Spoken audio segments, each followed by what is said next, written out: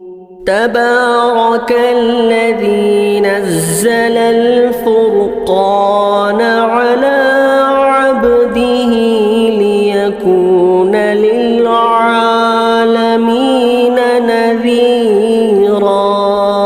اچھا بھائی، ایک بات یہ بھی ہے کہ مفتی صاحب سورۃ الاعلیٰ کی پہلی آیت کے بعد کیا پڑھنا چاہیے؟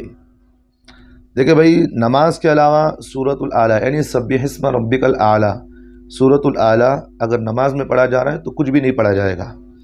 اگر نماز کے بعد اگر کوئی آدمی سورۃ الاعلیٰ پڑھ رہا ہے، سبح اسم ربک الاعلیٰ پڑھ رہا ہے، تو حدیث سے یہ ثابت ہے کہ بھئی سبحان ربی الاعلیٰ کہنا مستحب ہے۔ سمجھ میں آ رہی بات؟ اگر آپ نماز کے باہر پڑھ رہے ہیں، سبح اسم ربک الاعلیٰ پڑھ رہے ہیں، تو اس وقت سبح اسم ربک الاعلیٰ کے بعد میں سبحان ربی الاعلیٰ پڑھنا کہنا جو ہے مستحب ہے۔ متعدد صحابہ سے یہ عمل ثابت بھی ہے۔ اسی طرح ایک بھائی نے بھی کہا کہ مفتی صاحب سورۃ التین کی آخری آیت کے بعد کیا پڑھنا چاہیے؟ یعنی کہ دیکھیں، اگر کوئی آدمی نماز کے علاوہ سورۃ التین یعنی والتین والزیتون کی جو آخری آیت ہے، الیس اللہ باحکم الحاکمین، اگر کوئی آدمی اس آیت کو پڑھنے کے بعد اگر نماز کے باہر اگر آدمی کوئی تلاوت کر رہا ہے، انفرادی بیٹھ کر پڑھ رہا ہے، کہیں بھی اگر پڑھ رہا ہے، تو اس وقت الیس اللہ باحکم الحاکمین کے بعد اس آیت کا پڑھنا چاہیے، یہ دعا پڑھنا چاہیے، بلا وانا علی ذالک من الشاہدین کہنا، یہ مستحب بھی ہے اور مسنون بھی ہے۔ اچھا، ترجمہ بھی ذہن میں رکھیں، اگر کوئی آدمی سورۃ التین پڑھ رہا تھا، اب یہ الیس اللہ باحکم الحاکمین آ گیا، یعنی کہ کیا اللہ سارے حکمرانوں سے بڑھ کر حکمران نہیں ہے؟ اب ایک سوال ہے، الیس اللہ باحکم الحاکمین، کیا اللہ تعالیٰ سارے حکمرانوں سے بڑھ کر حکمران نہیں ہے؟ تو یہاں ہے بلا وانا علی ذالک من الشاہدین، کیوں نہیں؟ میں اس بات کی گواہی دیتا ہوں کہ اللہ تعالیٰ سارے حکمرانوں سے بڑھ کر حکمران ہے۔ تو بہرحال اس طرح کا جملہ کہنا مستحب اور مسنون ہے۔ دو باتیں ہیں جیسا کہ آپ نے مجھے سوال کیا۔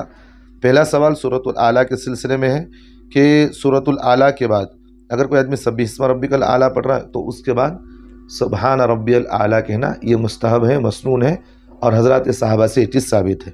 اسی طرح سورۃ التین اگر کوئی آدمی پڑھ رہا ہے الیس اللہ باحکم الحاکمین نماز سے پڑھ، نماز کے بعد، تو پھر اس کے جواب میں یہ کہنا چاہیے بلا وانا علی ذالک من الشاہدین، اس طرح کہنا مسنون اور مستحب ہے۔ امید ہے کہ بھائی آپ کو جواب سمجھ میں آ گیا ہوگا۔ اسی طرح کسی بھائی نے سوال یہ کیا ہے کہ مفتی صاحب نماز جنازہ پڑھانے کی اجرت لینا کیسا ہے؟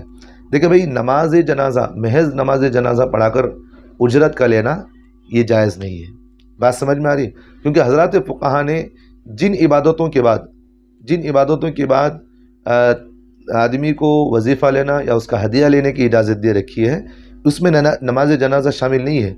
تو بہرحال نماز جنازہ تو فرض کفایہ ہے، اگر کوئی آدمی ایک پڑھ لیا تو پھر تو فرضیت تو سب پر ساقط ہو جائے گی۔ بات سمجھ میں آ رہی؟ تو نماز جنازہ ایک فرض کفایہ، اگر ایک فرد بھی اگر پڑھ لیا تو پھر تو اس کی سب پر سے فرض کفایہ ختم ہو جائے گا۔